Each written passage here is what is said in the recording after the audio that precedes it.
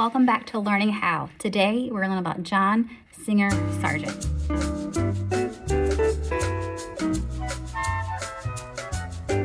Sargent was born January 12, 1856. And actually the story of his birth is actually a tad bit unusual.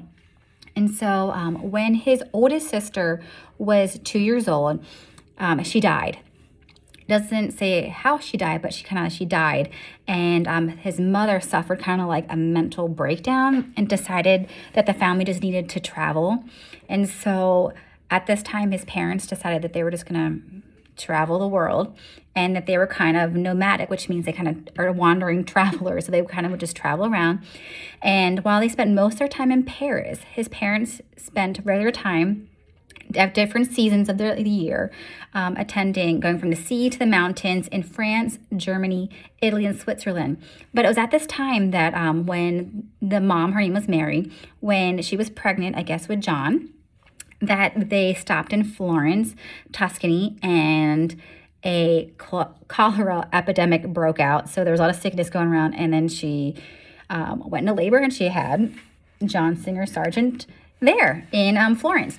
And so this is the story of his birth. Sargent is described as being a rambunctious child and that he was more interested in outdoor activities than a formal education. And since they traveled a lot, his mom decided that traveling and learning from his experiences in museums and visiting churches and kind of just being able to experience different things that a nomadic lifestyle offers, that would be a satisfactory education.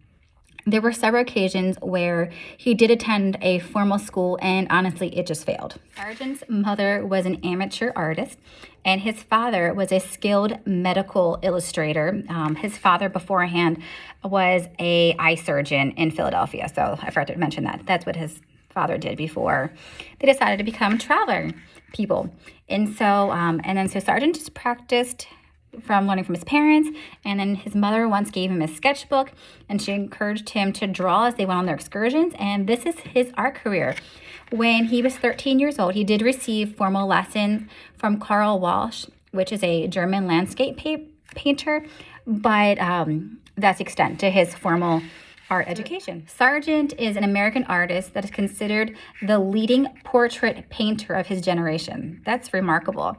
He created roughly 900 oil paintings, more than 2,000 watercolors, and countless sketches and charcoal drawings. He died April 14th, 1925. The artwork from John Singer Sargent that we are going to study is called Nora Gribble, and actually this other person does a really great job describing scale, which is part of this picture you're going to see in a second. But the Nora Gribble, the artwork is humongous. You can see the picture is attached, the scale of it, how huge it is. It's taller than an actual person. And so today we're learning about scale, where a artwork piece is going to be larger. It's two ways. It can be larger than what the actual object is and has less detail, or it can be smaller than the actual object, but it's going to have a lot of detail. So it's going to go to either of those two extremes. So, for example, we're going to be studying Nora Gribble, and it's a painting of a woman. It does not have a lot of great, it has great detail, but it doesn't have a lot of intense detail. It's just more, oh, this is her wearing her dress. Okay, that's it. It's not very detailed. And the portrait of her is that she would be like a humongous giant of a woman if she was real life. That was to scale, actual scale of her, versus a cityscape. So that's considered on the large side. A cityscape, which, a real city is humongous, but a portrait of a cityscape is tiny. It fits, on the canvas. And so it's small, but inside of the cityscape is very detailed. So there's kind of like the two opposites, either small and very detailed compared to what the original object is, or it's grand with less detail, and that is the object we're studying.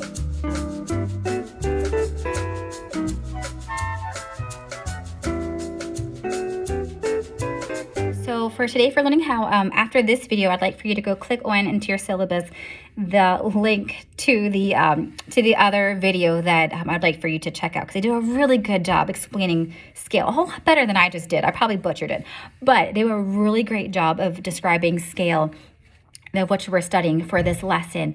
But for today, for learning how, we have really long paper roll from IKEA that you are going to try to draw your own portrait of your own like body. So you're going to be able to draw a picture of yourself. And so the paper is nice and long. It's not very wide, so I don't think you can trace yourself, but it's long. So I'm going to give you a nice long sheet. You're going to bring your markers or your colored pencils, and you're going to be able to draw a picture of yourself. So I'll give you an example real quick. You can take a peek what I'm going to do. Here's my brief picture that I did. My self-portrait of myself. I know it's not very detailed, just because I'm trying to get it done kind of quickly. You could definitely, I would love for you to add more detail, but this girl is bigger than I am. She's taller than I am. And I made her try to look like myself, and I gave her a really pretty dress with some pink flowers on it that I'd probably love. So that's what you're gonna do. You're gonna draw a picture of yourself. We're gonna make it taller than you are. So we're gonna cut out a piece of paper that's taller than you. You can sit on the floor and use your colored pencil and your markers, and you're gonna draw a grand scale portrait of yourself. Now it's your turn. Think of how you'd like to draw a grand scale portrait of yourself, and also click on the link that's also in the class syllabus so that you can check out the really great video about scale. See you guys next week. Bye-bye.